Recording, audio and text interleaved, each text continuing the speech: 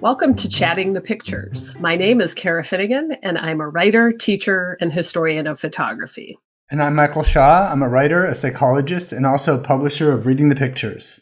With the president determined to contest what, by almost all accounts, was a clean and transparent election process, this photograph symbolizes the oversight.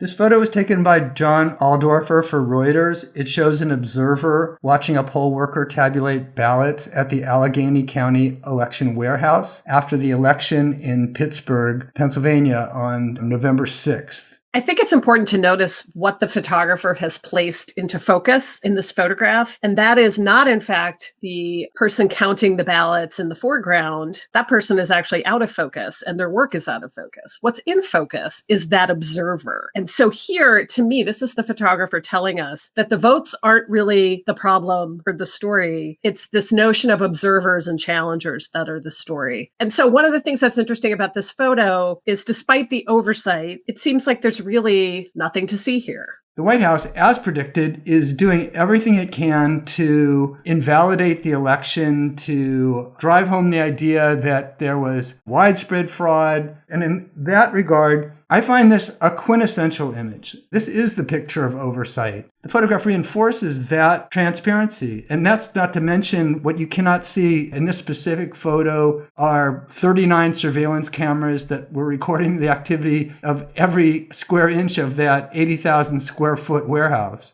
There were some international election observers because just as Americans observe other nations' elections, people from other nations come and observe our elections. And their response was, this seems pretty great and clear and transparent and non-nefarious. This photo really embodies the idea that elections and election processes happen in pretty nondescript places. They don't happen on cable news and on Twitter. They don't happen, in the Rose Garden with 50,000 flags behind a single person. When voting happens, this is pretty much what it looks like. It's not very visually exciting. And I think that's the point, really, of an image like this, that this is a space where the work of doing the important democratic functions of government is taking place. This photo could not be more different than the scene we saw at the TCF Center in downtown Detroit, where hundreds of extra Republican poll observers flooded the space, became disruptive, and then eventually had to be barred from the room. Once the observers were barred from the room, then you had more Trump supporters, protesters banging on the windows, making all kinds of charges. And then at one point, to maintain the concentration and the process taking place inside, they actually put cardboard up on the windows. So the election wasn't trouble-free, but to the extent that there was trouble, it was more coming from agitation spurred by the White House. Last thing I want to highlight in the photograph, nobody here is freaking out. It's a lot of men in suits, it's ballot workers, it's people doing what it is that they are supposed to be doing. And,